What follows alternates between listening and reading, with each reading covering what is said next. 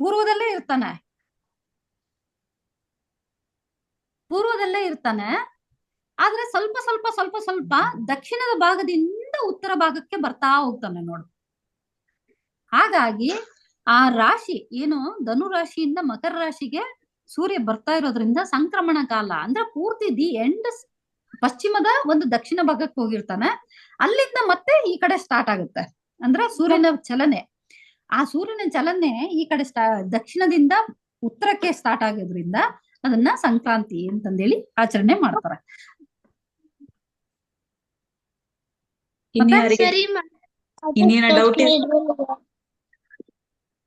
ಬೆಳಗ್ಗೆ ಎದ್ದು ಸೂರ್ಯೋದಯವನ್ನ ನೋಡಿ ನಿಜವಾಗ್ಲೂ ಚೆನ್ನಾಗ್ ಅನ್ಸುತ್ತೆ.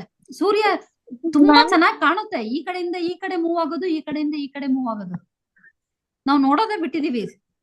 ನಾವು ನಿಸರ್ಗವನ್ನ ನೋಡೋದೇ ಬಿಟ್ಟಿದೀವಿ. ರಾತ್ರಿ ನಕ್ಷತ್ರಗಳನ್ನ ನೋಡೋದು ಬಿಟ್ಟಿದೀವಿ. ಬರೀ ಟಿವಿ ನೋಡ್ತೀವಿ, ಮೊಬೈಲ್ ನೋಡ್ತೀವಿ. ತುಂಬಾ ಚೆನ್ನಾಗಿರುತ್ತೆ ಪ್ರಕೃತಿ ಜೊತೆಗೆ.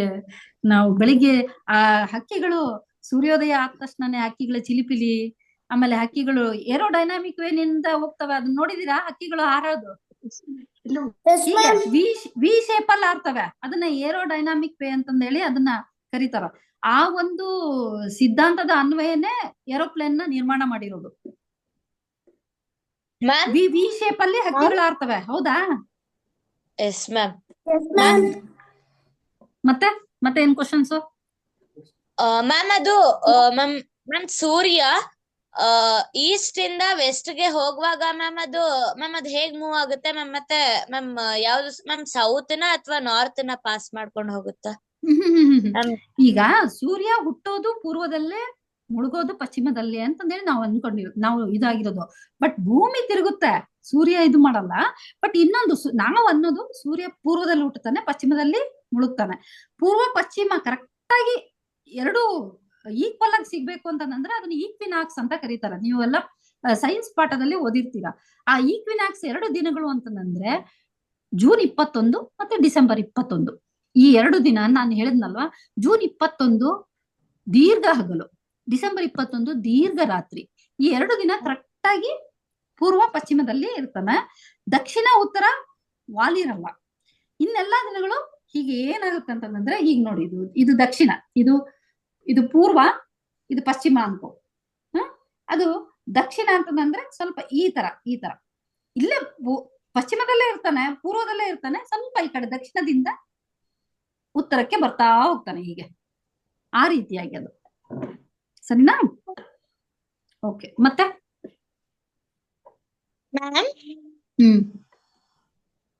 ಮ್ಯಾಮ್ ಅದು ಸೂರ್ಯ ಮುಳುಗೋದು ಪಶ್ಚಿಮದಲ್ಲಿ ಅಲ್ವಾ, ಹುಟ್ಟೋದು ಪೂರ್ವದಲ್ಲಿ ಅಲ್ವಾ? ಅದ್ ಹೆಂಗೆ ಚೇಂಜ್ ಆಯ್ತಾ ವೆಸ್ಟ್ ಬರ್ತಾನೆ? ಏನು ಮ್ಯಾಮ್ ಇವಾಗ ಈಸ್ಟ್ ಅಲ್ಲಿ ಹುಡ್ತಾ ಇದನ್ನಲ್ಲ, ಅದೇ ನೀವ್ ಬೆಳಿಗ್ಗೆ ಅಷ್ಟಲ್ಲೇ ವೆಸ್ಟ್ ಬಂದಿರ್ತಾನ ಅಥವಾ ಪೂರ್ವದಲ್ಲಿ ಬೆಳಿಗ್ಗೆ ಹುಟ್ಟುತ್ತಾನೆ? ಅದಕ್ಕೆ ಬೆಳಿಗ್ಗೆ ಎದ್ದು ಸೂರ್ಯನ್ ನೋಡು, ಬೆಳಿಗ್ಗೆ ಎದ್ದು ಪೂರ್ವ ಭಾಗದಲ್ಲಿ ಇರ್ತಾನ ಅವನು, ಮುಳುಗೋದು ಅವನು ಪಶ್ಚಿಮದಲ್ಲಿ. ನಾವ್ ಅನ್ಕೊಂಡಿರೋದು ಆತರ. ಬಟ್ ಭೂಮಿ ತಿರುಗುತ್ತೆ, ಸೂರ್ಯ ಎದ್ದ ಕಡೆನೆ ಇರ್ತಾನೆ, ಭೂಮಿ ತಿರುಗುತ್ತೆ. ಗೊತ್ತಾಯ್ತಾ? ನಾವು ಸೂರ್ಯ ಹುಟ್ಟುತ್ತಾನೆ, ಸೂರ್ಯ ಮುಳುಗ್ತಾನೆ ಅಂತ ಹೇಳಿ ನಾವು ಹೇಳೋದು. ಆಯ್ತಾ? ಮತ್ತೆ ಅರ್ಥ ಆಯ್ತಾ? ಓಕೆ. ನಾಳೆ ನೀನು ಎಳ್ಳು ಬೆಲ್ಲ ಕೊಡೋ ಪೊಲೀಶ್. ಏನ್ ತಪ್ಪಿಲ್ಲ ಕಣ, ನೀನು ಹೊಸ ಡ್ರೆಸ್ ಹಾಕೊಂಡು ಎಳ್ಳು ಬೆಲ್ಲ ಕೊಡ್ಲಿಕ್ಕೆ ಹೋಗು, ಅದೇನ್ ತಪ್ಪಿಲ್ಲ ಕಣ. ರೆಡಿ. ಗುಡ್. ನಾಳೆ ಬರ್ತೀಯ ನನಗೆ ಎಳ್ಳು ಬೆಲ್ಲ ಕೊಡಕ್ಕೆ? ಆದ್ರೆ ನಾವ್ ಎಳ್ಳು ಬೆಲ್ಲ ಕೊಡಲ್ಲ. ಆದ್ರೆ ನಾವು ಮತ್ತೆ ನಮ್ಗೆ ಪದ್ಧತಿ ಇಲ್ಲ. ಈ ಪದ್ಧತಿ ಇಲ್ಲ ಅಂದ್ರೆ ಸ್ಟಾರ್ಟ್ ಮಾಡೋದಪ್ಪ. ಎಳ್ಳು ಬೆಲ್ಲ ತಿನ್ನಲ್ವಾ? ಮತ್ತೆ ನಾನು ಈಗಿನ ಹೇಳಿದ್ನಲ್ವಾ, ಎಳ್ಳು ಬೆಲ್ಲ ತಿನ್ನೋದ್ರಿಂದ ಎಷ್ಟೆಲ್ಲ ಲಾಭ ಇದಾವೆ ಅಂತ ಹೇಳಿದ್ನಲ್ವಾ. ಅದರಲ್ಲಿ ಹೈಯೆಸ್ಟ್ ಕ್ಯಾಲ್ಸಿಯಂ ಇರುತ್ತೆ ಎಳ್ಳಿನಲ್ಲಿ. ಈ ದಿನ ಒಂದ್ ಎಳ್ಳುಂಡೆ ತಿಂದ್ರೆ ನಿನ್ ಮೂಳೆಗಳೆಲ್ಲ ಒಳ್ಳೆ ಫುಲ್ ಒಳ್ಳೆ ಐರನ್ ರಾಡ್ ತರ ಆಗ್ತವೆ. ಕಣ, ನಿಜವಾಗ್ಲು. ಎಳ್ಳುಂಡೆ ಮಾಡಿಸ್ಕೊಂಡ್ ತಿನ್ನೋ. ಪಿಜ್ಜಾ ಬರ್ಗರ್ ತಿನ್ನೋ ಹಾಗಿಲ್ಲ. ಪಿಜ್ಜಾ ಬರ್ಗರ್ ಪಿಜ್ಜಾ ಬರ್ಗರ್ ನಾನಂತೂ ತಿನ್ನೋದು ಇಲ್ಲ, ನಂಗೆ ಇಷ್ಟ ಇಲ್ಲ. ನೋ ಫಾಸ್ಟ್ ಫುಡ್, ನೂಡಲ್ಸ್ ಏನೂ ಇಲ್ಲ. ಇಲ್ಲ ಇಲ್ಲ ಮನೇಲಿ ನಾವು ಕೊಡಲ್ಲ, ಫಾಸ್ಟ್ ಫುಡ್ಡೇ ಕೊಡಲ್ಲ ನಾವು. ಓ ಗುಡ್. ಬೇಕರಿ ಐಟಮ್ಸ್ ಇಲ್ಲ ಹಾ ಸರಿ, ಒಳ್ಳೇದು. ಒಂದ್ಸಲ ಏನಾನ ತಿನ್ಬೋದು, ಬಟ್ ಇಲ್ಲ. ಹಾ ಹಾ ಹಾ. ಇಲ್ಲ, ಅಪರೂಪಕ್ಕೊಮ್ಮೆ ತಿನ್ಬೋದು, ಆದ್ರೆ ದಿನ ಅದನ್ನ ತಿನ್ಬಾರ್ದು ಅಷ್ಟೇ. ನೂಡಲ್ಸು ಅಷ್ಟೇ, ನೂಡಲ್ಸ್ ನಲ್ಲೂ ಏನು ಹೌದು. ಇರಲ್ಲ. ಅದ್ರಲ್ಲಿ MSG ಇರುತ್ತೆ, ಮೋನೋಸೋಡೋ ಗ್ಲೂಟಮೇಟ್ ಅಂತ ಇರುತ್ತೆ. ಏನಪ್ಪಾ, ಹೌದು. ಅದು ನರಮಂಡಲಕ್ಕೆ ತುಂಬಾ ಹಾನಿಯನ್ನ ಉಂಟು ಮಾಡುತ್ತೆ MSG ಅನ್ನೋದು, ಗೊತ್ತಾಯ್ತಾ? Yes ma'am. ಅದಕ್ಕೆ ನೂಡಲ್ಸ್ ತಿನ್ಬಾರ್ದು. ನಾನು ತಿನ್ನೋದು ಇಲ್ಲ ಮ್ಯಾಮ್. ಅಮ್ಮ ಮಾಡಿ ಶಾವ್ಗೆ ಉಪ್ಪಿಟ್ಟು ತಿನ್ನು ಬೇಕಿದ್ರೆ, ಆಯ್ತಾ? Yes ma'am. Yes ma'am.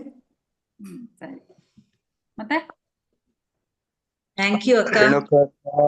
Thank you. Renuka ಅಕ್ಕ ತುಂಬಾ ನಿಮಗೂ ಕೂಡ ಚೆನ್ನಾಗಿ ಧನ್ಯವಾದಗಳು. ಮಾಡಿದ್ರಿ. ಎಲ್ರಿಗೂ ಸಂಕ್ರಾಂತಿ ಶುಭಾಶಯಗಳು. ಹಾ, Thank you, same to you. ಕೇಳಿಸ್ತಿದ್ಯಾ ಅಕ್ಕ? ಹಾ, ಕೇಳಿಸ್ತಾ ಇದೆ. ಅಣ್ಣ ವಿಡಿಯೋ ಆನ್ ಮಾಡ್ಕೊಳ್ಳಿ. ಇರ್ಲಿ. ತುಂಬಾ ಚೆನ್ನಾಗಿ ಎಕ್ಸ್ಪ್ಲೈನ್ ಮಾಡಿದ್ರಿ. ಮಕ್ಕಳಿಗೆ ವಿಚಾರಗಳು ಏನೇನ್ ತಿಳಿಸ್ಬೇಕು ಅಂತಕ್ಕಂಥದ್ದು ಶ್ರೀನಾಥ್ ಅಣ್ಣ, ಸಾಕಷ್ಟು. ನಂಗೆ ಗೊತ್ತಾಗಿರ್ಲಿಲ್ಲ. ಇರ್ಲಿ ಇರ್ಲಿ, ತುಂಬಾ ಚೆನ್ನಾಗಿತ್ತು. ವಿಡಿಯೋ ಕೇಳ್ತಾ ಇದ್ದೆ ನಾನು ಕೂಡ. ನಾನು ಇದಕ್ಕೆ ಮಕ್ಕಳಿಗೆ ನಾನು ಇದ್ರ ಮೇಲೊಂದು ಲೇಖನ ಕೂಡ ಬರ್ದಿದ್ದೀನಿ. ಆ ಲೇಖನನ ಗ್ರೂಪ್ ಅಲ್ಲಿ ಹಾಕ್ತೀನಿ. ಯಾತಕ್ಕೆ ಮಕರ ಸಂಕ್ರಾಂತಿ ನೀವು ವಿಚಾರಗಳನ್ನೆಲ್ಲ ಹೇಳಿದ್ರಿ ಕ್ಲೀನ್ ಆಗಿ. ಇದರಲ್ಲಿ ವೈಜ್ಞಾನಿಕವಾಗಿ ಹಾಗೂ ಸಾಂಪ್ರದಾಯಿಕವಾಗಿ ಸಂಕ್ರಾಂತಿಯ ನೋಟ ಏನು ಅಂತಕ್ಕಂಥದ್ದು ನಾನು ಒಬ್ಬ ಆಸ್ಟ್ರಾನಮಿ ಫಾಲೋಯರ್ ಆಗಿ ಒಂದು ಆರ್ಟಿಕಲ್ ಅನ್ನ ಬರ್ದಿದ್ದೀನಿ. ಇದ್ರ ಬಗ್ಗೆ ನಾವು ಅಧ್ಯಯನ ಕೂಡ ಮಾಡ್ತಾನೆ ಇರ್ತೀವಿ, ಯಾಕೆ ಅಂತ ಅನ್ಬಿಟ್ಟು ಅಂತ. ವಿಶೇಷವಾಗಿ ಮಕ್ಕಳು ಇದುವರೆಗೂ ನೀವು ಸಾಕಷ್ಟು ತಿಳಿಸ್ಕೊಟ್ರಿ. ಒಂದು ಮಗು ಪ್ರಶ್ನೆನ ಕೇಳ್ತು, ಜನವರಿ 14ನೇ ತಾರೀಕೆ ಯಾಕೆ ನಾವು ಸಂಕ್ರಾಂತಿಯನ್ನ ಆಚರಣೆ ಮಾಡ್ತೀವಿ ಅಂತ ಅನ್ನೋದಕ್ಕೆ. ಪುಟ್ಟ ನನ್ನ ಒಳ್ಳೇದು, ತುಂಬಾ ಒಳ್ಳೆ ಪ್ರಶ್ನೆ ಕೇಳಿದೆ. ಅಲ್ಲಿ ಏನು ಗೊತ್ತಾ, ಪ್ರತಿ ತಿಂಗಳು ಕೂಡ ಸಂಕ್ರಾಂತಿ ಬರ್ತಾನೇ ಇರುತ್ತೆ ನಮ್ಗೆ.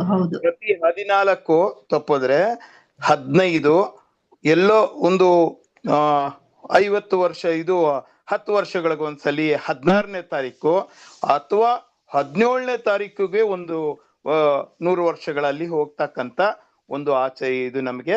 ಯಾಕೆಂತಂದ್ರೆ ಒಂದು ಸೈಕ್ಲಿಕ್ ಪ್ರೋಸೆಸ್. ನಮ್ಗೇನಾಗುತ್ತೆ ಅಂತಂದ್ರೆ, ನಮ್ಮ ಸೂರ್ಯನ ಚಲನೆಯನ್ನ ನಮ್ಮದ್ರಲ್ಲಿ ಏನ್ ಮಾಡಿದ್ದಾರೆ ಅಂದ್ರೆ 12 ರಾಶಿಗಳ ಮೇಲೆ ಅದನ್ನ ನಿರ್ಧಾರ ಮಾಡಿದ್ದಾರೆ. ವಿಶೇಷವಾಗಿ ನಾವೇನ್ ಮಾಡ್ತೀವಿ, ನಮ್ಗೆಲ್ಲ ಗೊತ್ತಿದೆ, ಚೈತ್ರ ವೈಶಾಖ ವಸಂತ ಋತು, ಜ್ಯೇಷ್ಠ ಆಷಾಢ ಗ್ರೀಷ್ಮ ಋತು, ಶ್ರಾವಣ ಭಾದ್ರಪದ ವರ್ಷ ಋತು, ಆಶ್ವೀಜ ಕಾರ್ತೀಕ ಶರದ್ ಋತು, ಮಾರ್ಗಶಿರ ಪುಷ್ಯ ಹಿಮಂತ ಋತು, ಮಾಘ ಪಾಲ್ಗುಣ ಶಿಶಿರ ಋತು ಅಂತನ್ಬಿಟ್ಟು ಅಂತ. ಅದು ಆ ಮಾಘ ಪಾಲ್ಗುಣದಲ್ಲಿ ಏನ್ ಮಾಡ್ತಾನೆ, ನಾಳೆಗೆ ಶಿಶಿರ ಋತು ನೋಡಿ. ಎಲ್ಲ ಕೂಡ ಎಲೆಗಳೆಲ್ಲ ಗಿಡದಲ್ಲಿ ಎಲ್ಲ ಬಿದ್ದೋಗಿ, ಗಿಡ ಎಲ್ಲ ಬೋಡಾಗಿ ನಮ್ಗೆ ವಾತಾವರಣ ಬದಲಾವಣೆ ಕಂಡು ಸಣ್ಣದೊಂದು ಕುಡಿ ಇಣುಕ್ ನೋಡೋಂಗೆ ಪ್ರಾರಂಭ ಆಗಕ್ಕೆ ಹೋಗ್ತಾ ಇರುತ್ತೆ. ಅಂದ್ರೆ ಯಾಕೆ ಈ ಇವಾಗ ಅಕ್ಕ ಹೇಳಿದ್ರು, ಈಕ್ವಿನಾಕ್ಸ್ ನಲ್ಲಿ ನಮ್ಗೆ ಜನವರಿ 25, ಡಿಸೆಂಬರ್ 21 ತಪ್ಪೋದ್ರೆ ಜೂನ್ 21 ಅಥವಾ ಡಿಸೆಂಬರ್ 21 ಅಥವಾ 22, ಎರಡರಲ್ಲಿ ಯಾವ ದಿನ ಬೇಕಿದ್ರು ನಮಗೆ ಏನು ಉತ್ತರಾಯಣ ಪುಣ್ಯಕಾಲ ನಮ್ಗೆ ಅದೇ ಡೇಟಾ ಆಕ್ಚುಲಿ ಬರ್ತಕ್ಕಂಥದ್ದು. ನಾವೇನ್ ಮಾಡ್ತೀವಪ್ಪ ಅಂತಂದ್ರೆ, ಈ 12 ರಾಶಿಗಳ ಮೇಲೆ ನಾವು ಅವಲಂಬಿತರಾಗಿರ್ತಕ್ಕಂಥದ್ರಿಂದ ಮೇಷದಿಂದ ನಾವೇನ್ ಮಾಡ್ತೀವಿ, ಮೇಷದಿಂದ ಸೌರಮಾನ ಪ್ರಕಾರ ನಾವು 6 ತಿಂಗಳು, ಮೇಷ, ವೃಷಭ, ಮಿಥುನ, ಕಟಕ, ಸಿಂಹ, ಕನ್ಯಾ, ತುಲಾ, ವೃಶ್ಚಿಕ, ಆಮೇಲೆ ಧನಸ್ಸು, ಮಕರ, ಕುಂಭ, ಮೀನ, ಈ ರೀತಿ 12 ರಾಶಿಗಳಲ್ಲಿ ನಾವು ಸೂರ್ಯನ ಅಂದ್ರೆ ಪ್ರತಿ ದಿನ ಅಕ್ಕ ಹೇಳಿದ್ರು ಒಂದೇ ತರ ಸೂರ್ಯನ ನಾವು ನೋಡಕ್ ಆಗ್ಲಿಲ್ಲಪ್ಪ ಅಂತಂದ್ರೆ, ಯಾಕೆ ಅಂದ್ರೆ ಅವನು ನಮ್ಮ ಭೂಮಿ ತಿರುಗ್ತಾನೆ ಇರ್ತಕ್ಕಂಥದ್ರಿಂದ 360 ಗುಂಡಾಗಿರ್ತಕ್ಕಂಥದ್ರಿಂದ 360 ಡಿಗ್ರಿಯಲ್ಲಿ ಪ್ರತಿ ದಿನ ಅವನು 1 ಡಿಗ್ರಿ ಸೂರ್ಯನ ಚಲನೆ ಇದ್ದೇ ಇರುತ್ತೆ. ಹಾಗಾಗಿ ಒಂದು ದಿನ ಕಂಡಿದ್ದು, ಒಂದು ಕ್ಷಣದಲ್ಲಿ ಕಂಡಿದ್ದ ಸೂರ್ಯ ಇನ್ನೊಂದಕ್ಕೆ ನಮ್ಗೆ ಕಾಣೋದಿಲ್ಲ. ಈಗ ಹೈಯೆಸ್ಟ್ ಪೀಕ್ ಅಂತ ನಾವು ಕರಿತೀವಿ ಯಾವ್ದಪ್ಪ ಅಂತಂದ್ರೆ ಅವನು ದಕ್ಷಿಣಾಯನದ ಒಂದು ತುದಿಯನ್ನ ತಲುಪ್ತಕ್ಕಂಥದ್ದು ನಾಳೆಯಿಂದ ತಿರ್ಗಾ ಉತ್ತರಾಯಣ. ನೀವು ನಿಮ್ಮ ಯಾವ ರೀತಿ ಇದನ್ನ ನೋಡ್ಬೋದು ಅಂದ್ರೆ, ನಿಮ್ಮ ನೆರಳನ್ನ ಅಬ್ಸರ್ವ್ ಮಾಡ್ತಾ ಇರಿ. ನೀವು ಹೊರಗಡೆ ಹೋಗಿ ನಿಂತ್ಕೊಂಡಾಗ ಯಾವ ಕಡೆಗೆ ನಿಮ್ಗೆ ಇವತ್ತು ನೆನ್ನೆ ದಿನ ನಡೆದಿದ್ರೆ ಇದೇ ಕಾರ್ಯಕ್ರಮ ಇವತ್ತಿನ ದಿನ ನೀವು ಒಂದು ಎಕ್ಸ್ಪೆರಿಮೆಂಟ್ ಮಾಡಿ ನೋಡ್ಬೋದಾಗಿತ್ತು. ಇವತ್ತಿನ ನೆರಳು ಯಾವ ಕಡೆ ಬಿದ್ದಿದೆ, ನಾಳೆ ನೆರಳು ಯಾವ ಕಡೆಯಿಂದ ಬೀಳುತ್ತೆ ಅಂತ ಅನ್ಬಿಟ್ಟು ಅಂತ. ಅಂದ್ರೆ ಇವತ್ತು ಆಲ್ಮೋಸ್ಟ್ ಅಂದ್ರೆ ಎಂಡಕ್ ಬಂದಿದ್ವಿ ನಾವು. ನೆರಳು ಒಂದು ದಕ್ಷಿಣದ ಕಡೆ ವಾಲಿದ್ದಂಥವು ಉತ್ತರ ಕಡೆ ವಾಲ್ತಕ್ಕಂಥದ್ದು ಬದಲಾವಣೆಗಳನ್ನ ನಾವು ನೋಡ್ತಾನೆ ಇರ್ತೀವಿ. ಏಪ್ರಿಲ್ ಮೇನಲ್ಲಿ ನಾವೇನ್ ಮಾಡ್ತೀವಿ, ಸಮಭಾಜಕ ವೃತ್ತಕ್ಕೆ ನೇರಕ್ಕೆ ಬಂದಾಗ ಏನಾಗತ್ತೆ, ಒಂದೊಂದ್ಸಲಿ ನಮ್ಗೆ ನೆರಳೇ ಬೀಳ್ದಲೇ ಇರ್ತಕ್ಕಂಥ 0 shadow days ಅಂತ ಅನ್ಬಿಟ್ಟು ಅಂತ ನಾವು ಒಂದೊಂದು ದಿನಗಳನ್ನ ಕೂಡ ನೋಡ್ತೀವಿ ಮಕ್ಕಳ. ಇದ್ರಲ್ಲಿ ಏನಾಗುತ್ತೆ ಅಂತಂದ್ರೆ, ನಮ್ಮ ಭಾರತೀಯ ಇದರ ಸಂಪ್ರದಾಯದ ಪ್ರಕಾರ ಮಕರಕ್ಕೆ ಸೂರ್ಯ ಪ್ರವೇಶ ಮಾಡಿದಾಗ, ಅಂದ್ರೆ ಮಕರ, ಕುಂಭ, ಮೀನ, ಮೇಷ, ವೃಷಭ ಮತ್ತೆ ಮಿಥುನ, ಈ 6 ರಾಶಿಗಳನ್ನ ಉತ್ತರಾಯಣ ಅಂತ ನಾವು ಕರಿತೀವಿ. ತಿರ್ಗ ಕಟಕದಿಂದ ಪ್ರಾರಂಭ ಮಾಡಿ ಅದು ದಕ್ಷಿಣ ತಿರ್ಗಾ ಎಲ್ಲಿವರೆಗೂ ವೃಶ್ಚಿಕದವರೆಗೂ ಬರ್ತಕ್ಕಂಥದನ್ನ ನಾವು ದಕ್ಷಿಣಾಯನ ಅಂತ ಕರಿತೀವಿ. ಅಂದ್ರೆ ಅಯನ ಅಂತಂದ್ರೆ ಇಲ್ಲಿ 2 ನುಡಿ 60 ಸಂವತ್ಸರಗಳ ಚಲನೆ, ಇದು ಮೂಮೆಂಟ್. ಪ್ರತಿದಿನ ಪ್ರತಿ ಸೆಕೆಂಡು ಟ್ರಾನ್ಸಿಷನ್ ಆಗ್ತಾನೇ ಇರುತ್ತೆ, ನಮ್ಗೆ ಚಲನೆ ಆಗ್ತಾನೆ ಇರುತ್ತೆ. ಅಂದ್ರೆ ಸೂರ್ಯ ಇದ್ದಿದ್ ಕಡೆನೆ ಇರ್ತಾನೆ. ಯಾವುದು ರಾಶಿಗಳು ಅವು ನಾವು ಕೂಡ ಏನಾಗ್ತೀವಿ ಅಂತಂದ್ರೆ ಭೂಮಿ ಸುತ್ತುತ್ತಾ ಇರ್ತಕ್ಕಂಥದ್ರಿಂದ ನಮ್ಗೆ ಈ ಸುತ್ತುವಿಕೆ ನಮ್ಗೆ ಗೊತ್ತಾಗ್ತಾ ಇಲ್ಲ. ನಮ್ಗೆ ನಿಧಾನ ಅಂದ್ರೆ ಹಗಲು ಬೆಳಕು ಹಗಲು ರಾತ್ರಿ ಆಗ್ತಾ ಇರ್ತಕ್ಕಂಥದ್ರಿಂದ ನಮ್ಗೆ ಆ ಭೂಮಿ ಸುತ್ತುತ್ತಾ ಇದೆ ಅಂತಕ್ಕಂಥದ್ದು ನಮ್ಗೆ ಅದು ಗೊತ್ತಾಗ್ತಾ ಇದೆ. ಸೂರ್ಯ ಇದ್ದಿದ್ ಕಡೆನೆ ಇರ್ತಾನೆ, ಆದ್ರೆ ಅವನು ಯಾವ ರೀತಿ 27.5 ಡಿಗ್ರಿ ಅವನು ಇನ್ಕ್ಲಿನೇಷನ್ ಅಲ್ಲಿ ಇದ್ದಾನೆ. ಹಾಗಾಗಿ ಏನಾಗತ್ತೆ ಅಂತಂದ್ರೆ ಕೆಲವು ಕಡೆ ಋತುಗಳು ಬದಲಾವಣೆ ಆಗತ್ತೆ. ಅಂದ್ರೆ ಇವಾಗ ನಿಮ್ಗೆ ಬೇರೆ ಲಂಡನ್ ಈ ಕಡೆ ಎಲ್ಲ ಆಸ್ಟ್ರೇಲಿಯಾ ಈ ಕಡೆ ಕೆಲವು ಕಡೆ ಇಲ್ಲಿ ಬೇಸಿಗೆ ಅಲ್ಲಿ ಮೊದ್ಲು ಬಂದು ಇಲ್ಲಿ ಆಮೇಲೆ ಬೇಸಿಗೆ ಬರುತ್ತೆ. ಬದಲಾವಣೆಗಳನ್ನ ನಾವು ನೋಡ್ತೀವಿ. ಈ ರೀತಿ ಯಾಕಪ್ಪ ಅಂತಂದ್ರೆ ಆ ಇನ್ಕ್ಲಿನೇಷನ್ ಆ ಒಂದು ಓರಿಯಾಗಿರ್ತಕ್ಕಂಥದ್ದು ಅದು ಸುತ್ತುತ್ತಾ ಬೆಳಕು ಈ ಋತುಗಳಿಗೆ ಎಲ್ಲದಕ್ಕೂ ಕೂಡ ಕಾರಣ ಆಗತ್ತೆ. ಕಾರಣ ಆದಂತ ಸಂದರ್ಭದಲ್ಲಿ ನಮ್ಗೇನಾಗತ್ತೆ, ಅಯನಗಳು ಕೂಡ ಬದಲಾವಣೆ ಆಗತ್ತೆ. ಅಂದ್ರೆ ಆ ಟ್ರಾನ್ಸಿಷನ್ ಅನ್ನ ನಾವು ಏನಂತ ಕರಿತೀವಿ, ಈಚ್ ಟ್ರಾನ್ಸಿಷನ್ ಇಸ್ ಕಾಲ್ಡ್ ಸಂಘ. ಯಾಕೆ 14ನೇ ತಾರೀಕೆ ಆಗುತ್ತೆ ಅಂತ ಅನ್ನೋದಕ್ಕೆ ಒಂದು ಪ್ರಶ್ನೆಗೆ ಉತ್ತರ ಏನಪ್ಪಾ ಅಂದ್ರೆ, ಪ್ರತಿ 14ನೇ ತಾರೀಕು ಕೂಡ 14 ಅಥವಾ 15ನೇ ತಾರೀಕು ಒಂದು ರಾಶಿಯಿಂದ ಮತ್ತೊಂದು ರಾಶಿಗೆ 30 ಡಿಗ್ರಿಲಿ ಅವನು ಮೂವ್ ಆಗ್ತಾನೆ. ನಾಳೆಯಿಂದ ಲೆಕ್ಕ ತಗೊಳ್ಳಿ ನೀವು, ನಾಳೆ 1 ಡಿಗ್ರಿ ಮೂವ್ ಆಗ್ತಾನೆ ಅಂತಂದ್ರೆ ನಾಳೆ ಮಕರದಲ್ಲಿ ಅವನು ಬಂದಾಗ 1 ಡಿಗ್ರಿಯಿಂದ 30 ಡಿಗ್ರಿ. ಮುಂದಿನ ತಿಂಗಳು ಫೆಬ್ರವರಿ 14 ಅಥವಾ 15ನೇ ತಾರೀಕು ಒಳಗೆ 14ನೇ ತಾರೀಕಿಗೆ ಅವನು ಎಲ್ಲಿಗೆ ಹೋಗ್ತಾನೆ, ವೃಶ್ಚಿಕ ರಾಶಿಯನ್ನ ತಲುಪ್ತಾನೆ. ಅಲ್ಲಿಂದ ತಿರ್ಗಾ 1 ತಿಂಗಳಿಗೆ ವೃಶ್ಚಿಕ ಅಲ್ಲ, ಅವನು ಕುಂಭಕ್ಕೆ ತಲುಪ್ತಾನೆ.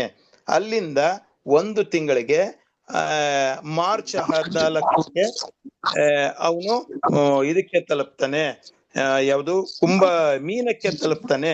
ನೋಡಿ, ಯಾವಾಗ ನಮ್ಗೆ ಗೊತ್ತಾಗುತ್ತೆ ಸೌರಮಾನದ ಪ್ರಕಾರ ನಮ್ಗೆ ಯಾವತ್ತಪ್ಪ ಇದು ಯುಗಾದಿ ಬರುತ್ತೆ ಅಂತ ನೋಡಿದ್ರೆ ನಾವ್ ಅನ್ಕೋಬಹುದು ಏಪ್ರಿಲ್ 14ನೇ ತಾರೀಕು ಅಥವಾ 15ನೇ ತಾರೀಕು ಸೌರಮಾನದ ಪ್ರಕಾರ ನಮ್ಗೆ ಯುಗಾದಿ ಬರ್ಬೋದು ಅಂತ. ಆದ್ರೆ ನಮ್ಮ ಯುಗಾದಿಗಳೆಲ್ಲ ಚಾಂದ್ರಮಾನದ ಪ್ರಕಾರ ಮಾಡ್ತೀವಿ. ಈ ಅಯನಗಳ ಬದಲಾವಣೆಯಿಂದ ನಮ್ಗೇನಾಗತ್ತೆ ಅಂತಂದ್ರೆ ಋತು ಬದಲಾವಣೆಗಳು ಕೂಡ ಗೊತ್ತಾಗತ್ತೆ. ಹಾಗಾಗಿ ಹೆಚ್ಚಿಗೆ ನಾವು ವಿಶೇಷವನ್ನ ಯಾಕೆ ಮಕರ ಸಂಕ್ರಾಂತಿಗೆ ಕೊಟ್ಟಿದೀವಿ ಅಂತಂದ್ರೆ, ದಕ್ಷಿಣಾಯನದಿಂದ ಉತ್ತರಾಯಣಕ್ಕೆ ಬರ್ತಕ್ಕಂಥದ್ದು. ಅಂದ್ರೆ ಅವೆರಡರಲ್ಲೂ ಕೂಡ ಅದು ಸೂರ್ಯನ ನಮ್ಮ ತಿರುಗುವಿಕೆಯಲ್ಲಿ ತುದಿಯನ್ನ ತಲುಪ್ತಕ್ಕಂಥದ್ದು. ಮತ್ತೆ ಅವನ್ಗಿನ್ನೆಲ್ಲೂ ಹೋಗಕ್ ಜಾಗನೇ ಇಲ್ಲ ಅಂತ ನಾವ್ ಅನ್ಕಂತೀವಿ.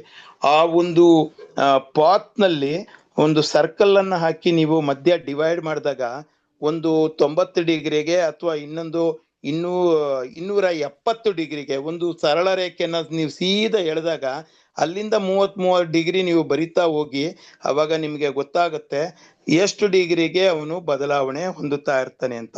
ಇದನ್ನ ನೀವು ವೈಜ್ಞಾನಿಕವಾಗಿ ನೋಡ್ಬೋದು. ನೀವೆಲ್ಲ ಕೂಡ ಒಂದು ದಿನ ಅವಕಾಶ ಆದಾಗ ನಾವೆಲ್ಲ ಸೇರೋಣ. ಇದು ಯಾವ ರೀತಿ ಆಗತ್ತೆ, ನಕ್ಷತ್ರ ಮಂಡಳಗಳಲ್ಲಿ ಯಾವ ರೀತಿ ಇದನ್ನ ಗುರುತಿಸ್ಬೋದು ಅಂತ ನಾನು ನಿಮಗೆ ನೇರವಾಗಿ 0 ಡೇ ದಿನ ಆಗಿರ್ಬೋದು ಅಥವಾ ಬೇರೆ ದಿನಗಳಲ್ಲಿ ಆಕಾಶಕಾಯಿಗಳನ್ನ ಈಗ ನಾವು 12 ರಾಶಿಗಳನ್ನ ಯಾವ ರೀತಿ ಗುರುತು ಮಾಡ್ತಕ್ಕಂಥದ್ದು, ಅದಕ್ಕೆ ಯಾವ ರೀತಿ ನಮ್ಮ ಹಿಂದೂ ಇದು ಸಾಂಪ್ರದಾಯಿಕದ ಪ್ರಕಾರ ಹೆಸರುಗಳನ್ನ ಕೊಟ್ಟಿದ್ದಾರೆ, ಅದು ನಿಮ್ಗೆ ನೇರವಾಗಿ ತೋರಿಸ್ತೀನಿ. ಮತ್ತೆ ಸೂರ್ಯ ಯಾಕೆ ಇವತ್ತು ಇಂಥ ನಕ್ಷತ್ರ ಅಂತ ಹೇಳ್ತಾರೆ, ಇಂಥ ದಿನ ಅಂತ ಹೇಳ್ತಾರೆ ಅಂತಕ್ಕಂಥದ್ದನ್ನ ನಿಮ್ಗೆ ಪ್ರಾಯೋಗಿಕವಾಗಿ ನಾನು ನಿಮ್ಗೆ ತೋರಿಸ್ಕೊಡ್ತೀನಿ. ಅದು ಓಚಲ್ಲಿ ನಾವು ಇದಕ್ಕೆ ಹೋಗಿದ್ವಲ್ವಾ, ಅಕ್ಕ ಮತ್ತೆ ಸೋಮನಾಥ್ಪುರದಕ್ಕೆ ಅವರೊಂದ್ ಕಡೆ ನಾವು ಒಂದ್ ಕಡೆ ಹೇಳಿದ್ವಲ್ವಾ, ಹಂಗೆ ನೋಡಿ ಅಕ್ಕ ಸಾಕಷ್ಟು ಮಾಹಿತಿನ ರೇಣುಕಾ ಅಕ್ಕ ಹೇಳಿದ್ದಾರೆ. ಅವ್ರ ಸಬ್ಜೆಕ್ಟೇ ಅದು. ನಾವು ಅವ್ರ ವಿಚಾರವನ್ನ ಇನ್ನ ಜಾಸ್ತಿ ತಾವು ಕೂಡ ತಿಳ್ಕೋಬೇಕು. ವೈಜ್ಞಾನಿಕವಾಗಿ ತುಂಬಾ ಚೆನ್ನಾಗಿ ಹೇಳಿದ್ರಿ. ಹಾಗಾಗಿ ಅವರು ಅಕ್ಕ ಆ ವಿಚಾರಗಳನ್ನ ಮಕ್ಕಳ ಇದು ಏನ್ ಗೊತ್ತಾ, ಸಂಕ್ರಾಂತಿ ಇವಾಗ ಇನ್ನ ಒಂದ್ ಪ್ರಶ್ನೆ ಕೇಳಿದ್ರು, ಹೆಣ್ಣು ಮಕ್ಕಳ ಏನಕ್ಕೆ ಎಳ್ಳು ಬೀರ್ಬೇಕು ಅಂತಕ್ಕಂಥದನ್ನ ಒಬ್ರು ಒಂದು ಉತ್ತಮವಾದ ಪ್ರಶ್ನೆ ಕೇಳಿದ. ಇಲ್ಲಿ ಹೆಣ್ಣು ಗಂಡು ಅಂತಕ್ಕಂಥದ್ದು ಯಾವ್ದು ಭೇದ ಇಲ್ಲ, ಅಲ್ಲಿ ಯಾರ್ ಬೇಕಾದ್ರೂ ಕೊಡ್ಬೋದು ಅನ್ನೋದಕ್ಕೆ ಒಂದು ಉತ್ತರನ ಹೇಳಿದ್ರು. ಆದ್ರೆ ಹಿಂದಿನ ಕಾಲದಲ್ಲಿ ಏನಾಗ್ತಾ ಇತ್ತು ಅಂದ್ರೆ, ಗಂಡು ಕೃಷಿ ಕೆಲಸ ಮಾಡೋದಿಕ್ಕೆ ಮತ್ತೆ ರಾಜಾಡಳಿತದಲ್ಲಿ ಕೆಲಸ ಮಾಡೋದಿಕ್ಕೆ ಹೋಗ್ತಾ ಇದ್ದ. ಹಾಗಾಗಿ ಏನಾಗ್ತೈತೆ ಅಂದ್ರೆ, ಬಿಡುವಿನ ಟೈಮ್ ನಲ್ಲಿ ಅವನು ರೆಸ್ಟ್ ತಗೊಳ್ಳಿ ಅಂದ್ರೆ, ಮನೆಯನ್ನ ಬೆಳಗ್ಬೇಕಾದ್ರೆ ಲಕ್ಷ್ಮಿ ಈ ಹೆಣ್ಣು ಮಕ್ಕಳು ಏನಾದ್ರು ಈ ಸಂಬಂಧಗಳನ್ನ ಬೆಸಿತಾ ಇದ್ರು. ಈ ಹೆಣ್ಣು ಮಕ್ಕಳು ಈ ಸಂಬಂಧಗಳನ್ನ ಬೆಸಿತಾ ಇದ್ರು. ಅಂದ್ರೆ ಗಂಡು ಹೋಗಿ ಹೊರಗಡೆ, ಈಗೇನಾಗಿದೆ ಅಂದ್ರೆ ಹೆಣ್ಣು ಗಂಡು ಯಾವ್ದು ಭೇದ ಭಾವ ಇಲ್ಲ. ಹೆಣ್ಣು ಕೂಡ ಕೃಷಿ ಕೆಲಸಗಳನ್ನ ಮಾಡ್ತಾರೆ, ಎಲ್ಲ ಕೆಲಸಗಳನ್ನ ಮಾಡ್ತಾ ಇದ್ದಾರೆ. ಸಮಾನತೆ ಇರ್ತಕ್ಕಂಥದ್ರಿಂದ ಆ ರೀತಿ ಇತ್ತು. ಕೊಡಬಾರ್ದು ಅಂತಕ್ಕಂಥದ್ದು ಎಲ್ಲೂ ಇಲ್ಲ. ಯಾವ ವೇದಗಳಲ್ಲೂ ಕೂಡ ಹೆಣ್ಮಕ್ಳೇ ಇಂಥದ್ ಮಾಡ್ಲಿ ಗಂಡು ಮಕ್ಳೇ ಇಂಥದ್ ಮಾಡ್ಲಿ ಅಂತಕ್ಕಂಥದ್ದು ಇಲ್ಲ.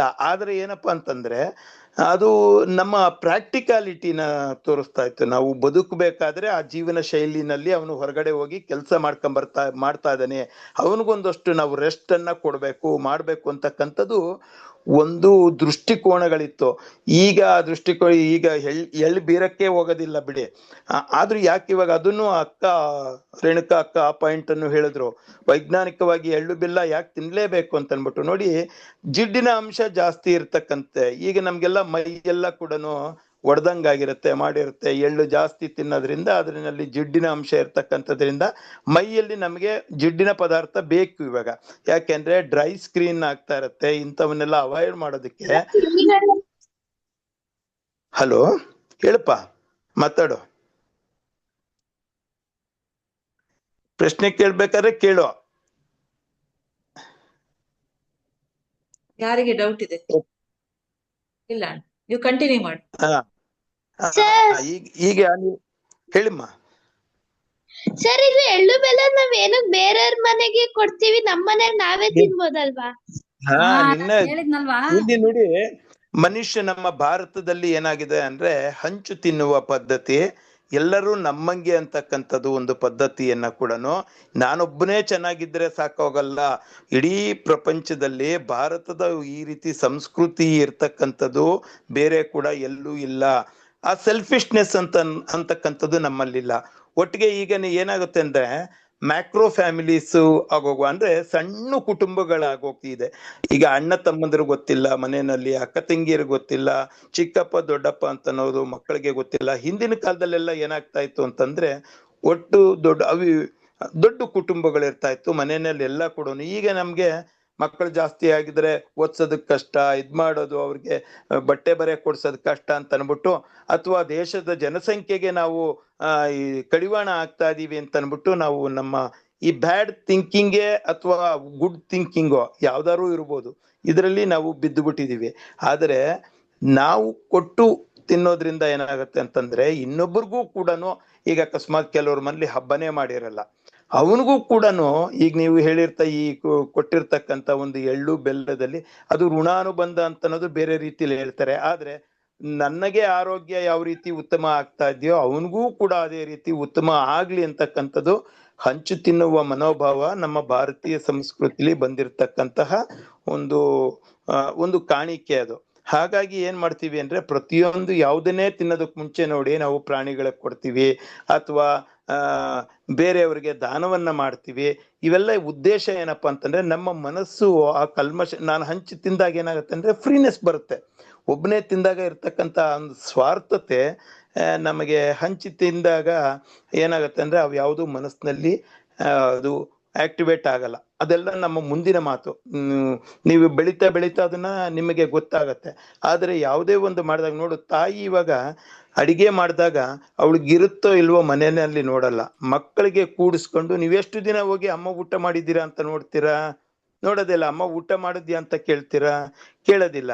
ಅಕಸ್ಮಾತ್ ನಿಮಗೆ ಹಾಕಿರ್ತಕ್ಕಂಥ ಅನ್ನ ಕಡಿಮೆ ಆಗಿದೆ ತಾಯಿಗೆ ಅಂತಂದ್ರೆ ಹೇಳ್ದಲೆ ಊಟ ಮಾಡ್ತಾಳೆ. ಯಾಕೆ ಅಂತಂದ್ರೆ ಅದು ನಮ್ಮ ಮಣ್ಣಿನ ಗುಣ ಆ ರೀತಿ ಬಂದಿದೆ. ನೀವೆಲ್ಲ ಕೂಡ ಅದೇ ರೀತಿನ ಒಂದು ನಾವು ಹಂಚಿಕೊಂಡು ಆ ಯೋಚನೆಯನ್ನ ಮಾಡಿದಾಗ ಆ ತಾಯಿಗೆ ಇರುತ್ತೋ ಇಲ್ವೋ, ನಿಮಗೆ ಕೇಳಿದ ಟೈಮ್ಗೆ ತಿಂಡಿ ಮಾಡ್ಕೊಡೋದು, ಇದನ್ನ ಮಾಡ್ಕೊಡ್ತಕ್ಕಂಥದ್ದು, ಏನೇನ್ ಬೇಕೋ ಐಟಮ್ಸ್ ಅನ್ನ ಮಾಡ್ಕೊಡ್ತಕ್ಕಂಥದ್ದು ಮಾಡ್ತಾರೆ. ಅವರ ಉದ್ದೇಶ ಏನು? ಮಗು ಚೆನ್ನಾಗಿರ್ಲಿ, ನಾವು ಚೆನ್ನಾಗಿ. ನಾವು ಏನ್ ಕೊಡ್ತೀವಿ ತಾಯಿಗೆ? ಒಂದು ಅಟ್ಲೀಸ್ಟ್ ಹಬ್ಬದ ದಿನ ಬೆಳಗ್ಗೆ ಎದ್ದು ಅಮ್ಮ ಹ್ಯಾಪಿ ಸಂಕ್ರಾಂತಿ ಅಂತ ಅನ್ನೋದು ಕೂಡ ಹೇಳಲ್ಲ. ಬರೀ ಮೊಬೈಲಲ್ಲಿ ಟೆಕ್ಸ್ಟ್ ಮಾಡ್ಬಿಟ್ಟು ನಾವು ಕಳಿಸ್ಬಿಡ್ತೀವಿ. ಹೌದಲ್ವಾ? ಇದೆಲ್ಲ ಹೋಗ್ಬೇಕು. ನಮ್ಮ ಸಂಸ್ಕೃತಿ ಹೊರಗಡೆ ಬರ್ಬೇಕಾದ್ರೆ ನಾವೆಲ್ಲ ಕೂಡ ಹೊರಗಡೆ ಬರಬೇಕು. ಈ ತರ ಕಾರ್ಯಗಳನ್ನ ಮಾಡ್ತಕ್ಕಂಥದ್ರಿಂದ ಏನಾಗುತ್ತೆ ಅಂದ್ರೆ ದೇವಸ್ಥಾನಗಳಿಗೆ ಹೋಗ್ತಕ್ಕಂಥದ್ದು, ದೇವರನ್ನ ನೋಡ್ತಕ್ಕಂಥದ್ದು. ಯಾಕೆ ಅಂತಂದ್ರೆ ಅವೆಲ್ಲ ಶಕ್ತಿ ಕೇಂದ್ರಗಳು. ಯಾವುದೋ ಒಂದು 100 ಜನ ಬಂದಿರ್ತಕ್ಕಂಥ ಸ್ಥಳದಲ್ಲಿ ಪಾಸಿಟಿವಿಟಿ ಏನಿರುತ್ತೆ ಅದು ನಮ್ಮ ಮೈಂಡ್ ಮೇಲೆ ಎಫೆಕ್ಟ್ ಆಗ್ತಕ್ಕಂಥ ಚಾನ್ಸಸ್ ಇರುತ್ತೆ. ಹಾಗಾಗಿ ಈಗ ಈ ನೋಡಿ ರೇಣುಕಾ ಅಕ್ಕ ಈ ವಿಚಾರಗಳು ನಾನು ಈ ಸುಮ್ನೆ ಇದಕ್ಕೆ ನಾನು ಏನೋ ಕಾರ್ಯಕ್ರಮ ಇದೆಯಲ್ಲ, ರೇಣುಕಾ ಅಕ್ಕದು ಇದೆ ಅಂತಂದಿದ ತಕ್ಷಣ ಜಾಯಿನ್ ಆದೆ. ಯಾವುದೋ ಒಂದು ಇನ್ಫಾರ್ಮೇಶನ್ ಇರ್ಬೋದು, ನಾನ್ ತಿಳ್ಕೊಂಡು ಅದನ್ನ ಮುಂದೆ ಅದನ್ನ ನಾನು ಏನಕ್ಕಾರ ಉಪಯೋಗಿಸ್ಕೋಬಹುದು ಅಂತ. ಆ ರೀತಿ ನಾವು ಇಲ್ಲಿ ಏನ್ ಮಾಡ್ಬೇಕು, ಪ್ರತಿಯೊಂದು ಕೆಲಸಗಳನ್ನ ಮಾಡ್ಬೇಕಾದ್ರೆ ಹಬ್ಬಗಳು ಯಾಕೆ ಆಚರಣೆ ಮಾಡ್ತಾ ಇದ್ದಾರೆ, ಅದರ ವೈಜ್ಞಾನಿಕ ಹಿನ್ನೆಲೆಗಳೇನು ಅಂತನ್ಬಿಟ್ಟು ಅಂತ. ಗೊಡ್ಡು ಸಂಪ್ರದಾಯ ಅಂತಕ್ಕಂಥದ್ದು ಯಾವುದೋ ಒಂದು 2 ತಲೆಮಾರು ಮಿಸ್ ಮಾಡಿ ಆಗಿರ್ತಕ್ಕಂಥದ್ದು ನಮಗ್ ಬಂದಿರ್ತಕ್ಕಂಥದ್ದು ಬಿಟ್ರೆ, ಹಿಂದೂ ಹಬ್ಬದ ಇದ್ರಲ್ಲಿ ಪ್ರತಿಯೊಂದ್ರು ಕೊಡಲು ವೈಜ್ಞಾನಿಕ ಒಂದು ಪದ್ಧತಿ ಮತ್ತೆ ಆ ಒಂದು ವೈಜ್ಞಾನಿಕ ಹಿನ್ನೆಲೆಯಿಂದ ನಮ್ಮ ಋಷಿಮುನಿಗಳು ಮಾಡಿರ್ತಕ್ಕಂಥದ್ದು ಇವೆಲ್ಲ ಕೂಡ. ಹಾಗಾಗಿ ಇವತ್ತು ನಾನು ಕೂಡ ನಿಮ್ಮ ರೇಣುಕಾ ಅಕ್ಕ ಟೈಮ್ ಅನ್ನ ನಾನು ತಗೊಂಡ್ಬಿಟ್ಟೆ ಮಾತಾಡೋದಕ್ಕೆ. ಪರವಾಗಿಲ್ಲ, ಎಲ್ಲರಿಂದನೂ ಒಂದೊಂದು ಒಳ್ಳೆ ಅಂಶ ತಿಳ್ಕೊತೀವಿ ನಾವು ಕೂಡ. ಅದು ಒಂದು ಒಳ್ಳೆ ಇದೂನು ಕೂಡ. ಪ್ರತಿಯೊಬ್ರು ಕೂಡ ಈಗ ಹಸುಗಳಿಗೆ ಕಿಚ್ಚಾಯಿಸುವಾಗ ಅದು ಇನ್ನೂ ಒಂದು ಒಳ್ಳೆ ಪ್ರಶ್ನೆ ಕೇಳಿದ್ರು ನೋಡಿ ಅಕ್ಕ, ಅದಕ್ಕೂ ಆ ಚಿಗಿಟ ಎಲ್ಲ ಬರುತ್ತೆ ಅಂತ ಅನ್ಬಿಟ್ಟು. ಕಾಲುಗಳಿಗೆ ಗೊರಸು ಅಂತಕ್ಕಂಥದ್ದು ಕೂಡ ಅವರು ಹಾಕಿ ರಕ್ಷಣೆ ಇರುತ್ತೆ. ಆಮೇಲೆ ಏನ್ ಗೊತ್ತಾ, ಇದು ನೀವು ಆ ಸೈನ್ಸ್ ಒಂದು ನಮ್ಗೆ rolling stone gather no moss ಅಂತ ಅನ್ಬಿಟ್ಟು ಅಂತ. ಈಗ ಅಕಸ್ಮಾತ್ ನೀವು ಆ ಸ್ಪೀಡ್ ನಲ್ಲಿ ನಾವು ಈಗ ನಿಮ್ಮ ಕೈ ಮೇಲೆ ನಾವು ಈ ಬೇಸಿಗೆ ಶಿಬಿರಗಳಲ್ಲಿ ಮಾಡಿದಾಗ ನಿಮ್ ಕೈ ಮೇಲೆ ಬೆಂಕಿ ಎಲ್ಲ ಇಟ್ಬಿಟ್ಟು ನಾವು ಮೂವ್ ಮಾಡಿ ತೋರಿಸಿದ್ವಿ ಹಿಂದಿನ ಒಂದು ಬೇಸಿಗೆ ವಿಜ್ಞಾನ ಇದ್ರಲ್ಲಿ. ಯಾಕೆ ಅಂತಂದ್ರಪ್ಪ, ಆ ಮೂವ್ಮೆಂಟ್ ಅಲ್ಲಿ ನಮ್ಗೆ ಸಡನ್ ಆಗಿ ಅಷ್ಟು ಆ ಹೀಟ್ ನಮ್ಗೆ ಗೊತ್ತಾಗೋದಿಲ್ಲ. ಸಡನ್ ನಾವು ಬಿಟ್ಟು ಸುಟ್ಟಾಗ ಅಂತ ಅನ್ನೋದು ಗೊತ್ತಾಗತ್ತೆ, ಅಷ್ಟನ್ನೇ ಬಿಟ್ಟು ಬಿಟ್ರೆ ನಮ್ಗೆ ಬಿಸಿ ತಗಲ್ತಕ್ಕಂಥದ್ದು. ಯಾಕೆ ಅಂತ ಅದು ವೈಜ್ಞಾನಿಕ ಹಿನ್ನೆಲೆ ಕೂಡ ನಿಮ್ಗೆ ಅದು ಪ್ರಾಕ್ಟಿಕಲ್ ಆಗಿ ತೋರಿಸಿ ಹೇಳ್ಬೇಕು ನಾವು. ಇಲ್ಲಿ ನಾವು ಹೇಳ್ದಾಗ ಏನಾಗುತ್ತೆ ಅಂತಂದ್ರೆ ಸುಡಲ್ವಾ ಅಂತಂದ್ರೆ ಅದು ಕಾಲಿಗೆ ಬಿಸಿ ತಟ್ಟೋ ಅಷ್ಟೊತ್ತಿಗೆ ಜಂಪ್ ಮಾಡ್ಬಿಟ್ಟಿರುತ್ತೆ ಅದು. ಈಗ ಕೆಂಡದ ಮೇಲೆ ನಡಿಬೇಕಾದ್ರೆ ಕಾಲ್ ತೊಳ್ಕಂತಾರೆ, ಆ ನೀರಿನ ಆ ಒಂದು ಹಾವಿ ಆರೋ ಅಷ್ಟೊತ್ತಿಗೆ ಅವ್ರು ಮುಂದಕ್ಕೆ ಬಂದ್ಬಿಟ್ಟಿರ್ತಾರೆ. ಇವೆಲ್ಲ ಕೂಡ ವೈಜ್ಞಾನಿಕ ಹಿನ್ನೆಲೆ ಇದೆ. ಯಾರು ಹಂಗ್ ಮಾಡಿ ಅಂದ್ರೆ ಭಕ್ತಿ ಪ್ರಧಾನವಾಗಿರ್ತಕ್ಕಂಥದ್ದು ಹಿಂಗ್ ಮಾಡಿದ್ರೆ ದೇವ್ರು ಇದ್ ಮಾಡ್ತಾನೆ ಅಂತಲ್ಲ. ಅಂದ್ರೆ ಪ್ರತಿದಿನ ನಮ್ಗೆ ಈ ಹಬ್ಬಗಳಲ್ಲಿ ನೋಡಿ, ಸುಗ್ಗಿ ಹಬ್ಬ ಆಗಿರ್ತಕ್ಕಂಥದ್ರಿಂದ ರಾಶಿ ರಾಶಿ ಧಾನ್ಯಗಳ ಬಂದಿರುತ್ತೆ. ಅದನ್ನ ನಮಗೆ ಸಹಾಯ ಮಾಡಿರ್ತಕ್ಕಂಥ ಇವಾಗೆಲ್ಲ ಟ್ರ್ಯಾಕ್ಟ್ರು ಬೇರೆವೆಲ್ಲ ಕೂಡ ಯೂಸ್ ಮಾಡ್ತೀರಾ. ಆದರೆ ರೈತನ ಬೆನ್ನೆಲುಬು ಅವಾಗ ಇದ್ದಿದ್ದು ಎತ್ತುಗಳು. ಆ ಅನ್ನದಾತನ ಮುಖ್ಯವಾಗಿ ಬೇಕಾಗಿದ್ದಂಥವು ಅಂಥವುಗಳಿಗೆ ಮೈ ತೊಳೆದು ಅವನು ಕೂಡ ಅವನ ಸಂತೋಷವನ್ನ ಆ ಗೊರಸುಗಳಿಗೆಲ್ಲ ಕೂಡ ಕೊಂಬುಗಳಿಗೆ ಒಂಥರ ಗುನ್ನಂಪಟ್ಟಿಗಳನ್ನ ಕಟ್ಟಿಬಿಟ್ಟು ಅವನ ಸಂತೋಷನ ಕೂಡ ಪ್ರಾಣಿಗಳ ಜೊತೆ ನೀನು ಒಂದು ನಮ್ಮ ಸಂಸಾರದಲ್ಲಿ ಅವಿಭಾಜ್ಯ ಅಂಗ ಅಂತಕ್ಕಂಥದನ್ನ ಅವನು ತೋರಿಸ್ಕೊಂಡು ಅದನ್ನ ಹಂಚ್ಕೊಂತಿದ್ದ. ಅವಾಗ ಏನಾಗ್ತಾ ಇತ್ತು ಅಂತಂದ್ರೆ ಅದು ಮುಖ್ಯವಾದ ಕೆಲಸ ಅಂತ ಮಾಡ್ತಾ ಇದ್ದ. ಅದಕ್ಕೆ ಕೆರೆ ಕರ್ಕೊಂಡೋಗಿ ಮೈ ತೊಳಿತಕ್ಕಂಥದ್ದು, ಆಮೇಲೆ ಅದಕ್ಕೆ ಕೊಂಬುಗಳಿಗೆಲ್ಲ ಶೃಂಗಾರ ಮಾಡ್ತಕ್ಕಂಥದ್ದು, ಅದಕ್ಕೆ ಆಹಾರಗಳನ್ನ ಚೆನ್ನಾಗಿ ತಿನ್ನಿಸ್ತಕ್ಕಂಥದ್ದು. ಯಾಕೆ ಅಂತಂದ್ರೆ ವರ್ಷವೆಲ್ಲ ದುಡ್ದಿರುತ್ತೆ, ಅದಕ್ಕೆ ಮನಸ್ಸಿಗೆ ಅದು ಕೂಡ ನಮ್ಮ ಜೊತೆ ರಿಯಾಕ್ಟ್ ಮಾಡ್ತಾ ಇರುತ್ತೆ. ಅಂದ್ರೆ ಒಂದಕ್ಕೊಂದು ಅವಿನಾಭಾವ ಸಂಬಂಧವನ್ನ ಅದು ಕೂಡ ಬೆಳೆಸ್ತಾ ಇರುತ್ತೆ. ಈ ಹಿನ್ನೆಲೆಯಲ್ಲಿ ನಾವು ಪ್ರಾಣಿ ಪಕ್ಷಿಗಳೇ ಅಂದ್ರೆ ಪ್ರಕೃತಿ ಜೊತೆ ಒಡನಾಟವನ್ನ ಇಟ್ಕೊಂಡಾಗ ನಾವು ಕೂಡ ಚೆನ್ನಾಗಿರ್ತೀವಿ ಅಂತಕ್ಕಂಥದ್ದು ಮಕ್ಕಳು ನಾವು ಕಲ್ತ್ಕೋಬೇಕು. ನಾಳೆ ದಿನ ಸಂಕ್ರಾಂತಿ ದಿನ ಒಂದ್ ಗಿಡ ನೀವು ನೆಟ್ಟಿದ್ದೀರಾ ಅಂತಂದ್ರೆ ಅದು ದೊಡ್ಡದಾಗುತ್ತೆ, ಚೆನ್ನಾಗಿರುತ್ತೆ ಅಂತಂದ್ರೆ ನಾನು ಈ ಸಂಕ್ರಾಂತಿನಲ್ಲಿ ಗಿಡ ಹಾಕಿದ್ದೆ ಮತ್ತೆ ಅದು ದೊಡ್ಡದಾಗಿ ಬೆಳೀತು ಅಂತಕ್ಕಂಥ ಒಂದು ಯೋಚನೆಯಲ್ಲಿ ನಾವಿರ್ಬೇಕು. ಗಿಡ ಕಿತ್ತಾಕ್ಬಿಟ್ವಿ ಮನೆ ಮುಂದೆ ಕಸ ಬೀಳುತ್ತೆ ಅಂತಕ್ಕಂಥ ಒಂದು ಯೋಚನೆಗೆ ಹೋದ್ರೆ ಆಗ ನಾವು ಪ್ರಕೃತಿಯನ್ನ ನಾಶ ಮಾಡ್ದಂಗೆ ಆಗುತ್ತೆ. ಮಕ್ಕಳ ಎಲ್ಲರಿಗೂ ಕೂಡ ಸಂಕ್ರಾಂತಿ ಶುಭಾಶಯ. ನಾನು ಆ ಲೇಖನವನ್ನ ನಾನು ನಿಮಗೆ ಹಿಂದೆ ಸುಮಾರು 2005ರಲ್ಲಿ ಬರೆದಿದ್ದೆ, 2010ರಲ್ಲಿ ಅದ್ರ ಬಂದಿದ್ದೆ. ಅದ್ರ ಮೇಲೆ ಸಾಕಷ್ಟು ವೈಜ್ಞಾನಿಕ ಕಾರ್ಯಕ್ರಮಗಳನ್ನ ನಾವು ಮಾಡಿದೀವಿ. ಅದನ್ನ ನಾನು ನಿಮಗೆ ಪ್ರತಿಯೊಂದು ಕೂಡ ಇಂಥ ತರಗತಿಗಳ ಸಮಯದಲ್ಲಿ ನಾನು ನಿಮಗೆ ಅಕ್ಕನ ಜೊತೆ ಕ್ಲಾಸ್ ಇದ್ದಾಗಲೇ ನಾನು ಅದನ್ನ ನಿಮ್ ಜೊತೆ ಶೇರ್ ಮಾಡ್ಕೊಂತೀನಿ. ಯಾಕೆ ಅಂತಂದ್ರೆ ಗೊತ್ತಿರ್ತಕ್ಕಂಥದ್ದು ಆ ಕಡೆಯಿಂದನೂ ಬರುತ್ತೆ, ನಮ್ಮಿಂದನೂ ಕೂಡ ಹೇಳ್ಬೋದು ಅಂತ ಅನ್ನೋದನ್ನ ಹೇಳಿ ಇವತ್ತು ನಾನು ಅಚಾನಕ್ ಆಗಿ ನಿಮ್ ಜೊತೆ ಮಾತಾಡಿದ್ದಕ್ಕೆ ನಾನು ಕೂಡ ನಿಮಗೆ ಸಂಕ್ರಾಂತಿ ಶುಭಾಶಯ ಹೇಳಿ I will put my full stop to this one. Okay, ಎಲ್ರಿಗೂ ಸಂಕ್ರಾಂತಿ ಶುಭಾಶಯಗಳು. ನಾನು ಹೇಳಿದ್ದೆ 2 ಸಂಕಲ್ಪ ನೆನ್ಪಿಟ್ಕೊಳ್ಳಿ. 2 ಸಂಕಲ್ಪ. ನಾಳೆ ಎಳ್ಳು ಬೆಲ್ಲವಿರೋದು ಪೇಪರ್ ಕವರ್ ಅಲ್ಲೇ ಹಾಕ್ಬೇಕು, ಪ್ಲಾಸ್ಟಿಕ್ ಕವರ್ ಇಲ್ಲ. No plastic cover, no food waste. ಇವೆರಡು ಸಂಕಲ್ಪವನ್ನ ನೀವು ಗಟ್ಟಿಯಾಗಿ ದೃಢ ಸಂಕಲ್ಪ ಮಾಡ್ಕೊಂಡು ಅದನ್ನು ಪಾಲಿಸ್ರಿ. ಆಯ್ತಾ? Thank you. ಥ್ಯಾಂಕ್ ಯು ಅಕ್ಕ. ಧನ್ಯವಾದಗಳು. ಒಂದು ಎಲ್ರಿಗೂ ಜೈ ನಿಮಿಷ. ಶ್ರೀಕೃಷ್ಣ. ಅಕ್ಕ, ಸುಬ್ರಹ್ಮಣ್ಯ ಅಕ್ಕ, ನಿಮಗೆ ಒಂದೇ ನಿಮಿಷ. ಧನ್ಯವಾದಗಳು. ನಿಮ್ಮ thank you ma'am. Thank you Renuka ಅಕ್ಕ, ಶ್ರೀನಾಥ್ ಅಣ್ಣ ತುಂಬಾ ಚೆನ್ನಾಗಾಯ್ತು ಕ್ಲಾಸ್. ಮಕ್ಕಳು ತುಂಬಾ ಕಲ್ತಿದ್ದಾರೆ. ಮಕ್ಕಳೇ ದಯವಿಟ್ಟು 1 ನಿಮಿಷ ಮ್ಯೂಟ್ ಮಾಡ್ಕೊಂತೀರಾ ಪ್ಲೀಸ್. ಕಾತ್ಯಾಯಿನಿ ಅಕ್ಕ ನಿಮ್ಗೆಲ್ಲಾ ಹೇಳ್ಕೊಡ್ತಿದ್ರಲ್ಲ ಮುಂಚೆ, ಅವರು ಒಂದು ಕವನ ಬರ್ದಿದ್ದಾರೆ ಸಂಕ್ರಾಂತಿ ಮೇಲೆ, ಹಾಗಾಗಿ ಅವ್ರು ಓದ್ತೀನಿ ಅಂತ ಹೇಳಿದ್ರು. ಇದರ ಕಾತ್ಯಾಯಿನಿ ಅಕ್ಕ? ಹಾ, ಇದ್ದಾರಕ್ಕ. ಇದಾರೆ. ಕಾತ್ಯಾಯಿನಿ ಅಕ್ಕ, ಎಲ್ಲರಿಗೂ ಸಂಕ್ರಾಂತಿ ಹಬ್ಬದ ಶುಭಾಶಯಗಳು.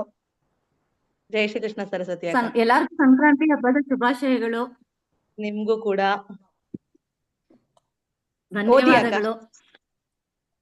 ಹಾ, ರೇಣುಕಾ ಅಕ್ಕಂದು ಮಾತುಗಳನ್ನ ಕೇಳಿ ನಾವು ಮಕ್ಕಳ ತರ ಎಂಜಾಯ್ ಮಾಡಿದ್ವಿ ಅಕ್ಕ. ಥ್ಯಾಂಕ್ಸ್ ಅಕ್ಕ.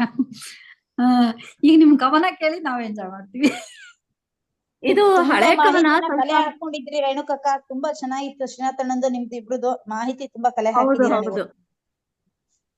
ತುಂಬಾ ಇನ್ಫಾರ್ಮೇಟಿವ್ ಆಗಿತ್ತು. ಟ್ರಿಪ್ಪಿಗೆ ಬರ್ಬೇಕಾದ್ರೂ ಅಷ್ಟೇ ಸಾಕಷ್ಟು ಮಾಹಿತಿ ಕಲೆ ಹಾಕೊಂಡು ಪ್ರತಿಯೊಂದು ಯಾವ್ಯಾವ್ದು ಎಲ್ಲೆಲ್ಲಿ ಇದೆ ಅಂತೆಲ್ಲ ಅದ್ ಗಮನದಲ್ಲಿ ಇಟ್ಕೊಂಡು ಅದಕ್ಕೆ ತಕ್ಕಂಗ್ ಪಾಯಿಂಟ್ ಮಾಡ್ಕೊಂಡೇ ಬಂದಿದ್ರು ರೇಣುಕಕ್ಕ. ಬಹಳ ಹೋಮ್ವರ್ಕ್ ಮಾಡಿ ಇವತ್ತು ಸಾಕಷ್ಟು ಹೋಮ್ವರ್ಕ್ ಮಾಡೇ ಬಂದಿದ್ದಾರೆ ಅವರು. ಹಾಗೇನಿಲ್ಲ. ನಮ್ಮ ಧರ್ಮದ ಒಂದು ಹಬ್ಬಗಳನ್ನ ನಾವಲ್ದೆ ಇನ್ಯಾರು ಪಾಲಿಸ್ಬೇಕು? ನಾವೇ ಬಿಟ್ಕೊಂಡು ಹೋಗ್ತಾ ಇದ್ದೀವಿ ಎಲ್ಲಾ ಹಬ್ಬಗಳನ್ನ. ಮಕ್ಕಳಿಗೆ ಅದು ಭಾರಿ ಇಷ್ಟು ಬೇಜಾರು. ಮಾಹಿತಿ ಸಿಗಲ್ಲ ಅಕ್ಕ. ಸ್ಕೂಲಲ್ಲಿ ಇಷ್ಟು ಮಾಹಿತಿ ಸಿಗಲ್ಲ. ಸಂಕ್ರಾಂತಿ ಹಬ್ಬ ಜನವರಿ 14 ಬರುತ್ತೆ ಅನ್ನೋದು 1-2 ಲೈನ್ ಬಿಟ್ರೆ ಇಷ್ಟು ಮಾಹಿತಿ ಮಕ್ಳಿಗೆ ಸಿಗಲ್ಲ. ಸೊ ಇವತ್ ಮಕ್ಕಳಿಗೆ ಸಾಕಷ್ಟು ಹಬ್ಬದ ಬಗ್ಗೆ, ಇವತ್ತಿನ ಹಬ್ಬದ ವಿಶೇಷತೆ ಬಗ್ಗೆ ಮಾಹಿತಿ ಸಿಕ್ಕಿದೆ. ಬ್ಯಾಕ್ ಗ್ರೌಂಡ್, ಸೈನ್ಸ್, ವೈಜ್ಞಾನಿಕವಾಗಿ ಹೇಗೆ, ನಮ್ಮ ಧಾರ್ಮಿಕತೆ ಹೇಗೆ, ಅದೇ ನಮ್ಮ ಮಕ್ಕಳು ನಾವು ಅರ್ಥಕೋಬೇಕು. ನಿಜವಾಗ್ಲೂ ಹೇಳ್ಬೇಕಂದ್ರೆ ಬೇರೆ ಧರ್ಮಗಳಲ್ಲಿ ವ್ಯಕ್ತಿ ಕೇಂದ್ರಿತ ಇರುತ್ತೆ. ನಮ್ದು ನೋಡಿ ಎಷ್ಟು ಚೆನ್ನಾಗಿದಾವೆ ಅಂದ್ರೆ ಇಡೀ ಕುಟುಂಬ ಪಾಲ್ಗೊಳ್ಳುತ್ತೆ, ಇಡೀ ಸಮಾಜ ಪಾಲ್ಗೊಳ್ಳುತ್ತೆ. ಎಷ್ಟು ಚಂದ ನಮ್ಮ ಹಬ್ಬಗಳು. ನಿಜವಾಗ್ಲೂ ನಾವು ತುಂಬಾ ಧನ್ಯರು ಅಂತ ಹೇಳ್ಬೇಕು ಈ ದೇಶದಲ್ಲಿ ಹುಟ್ಟಿರೋದಕ್ಕೆ. ಹೌದು, ನಮ್ಮ ಹಬ್ಬಗಳು ಇಡೀ ಪ್ರಕೃತಿನೇ ಸಂಭ್ರಮಿಸುತ್ತೆ. ಬರೀ ಒಬ್ಬ ವ್ಯಕ್ತಿ, ಒಂದು ಕುಟುಂಬ, ಒಂದು ಜಾತಿ ಅಲ್ಲ. ಹೌದು, ಹೇಳಿ ಅಕ್ಕ, ಕವನ ಕೇಳ್ತೀವಿ. ಇದು ಇದು 2022 ನಲ್ಲಿ ಬರ್ದಿರೋದಕ್ಕ.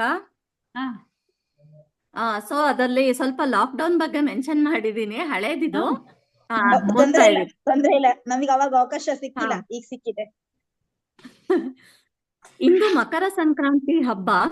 ಇಂದು ಮಕರ ಸಂಕ್ರಾಂತಿ ಹಬ್ಬ, ಬೀರೋಣ ಎಳ್ಳು ಬೆಲ್ಲ ಕಬ್ಬ.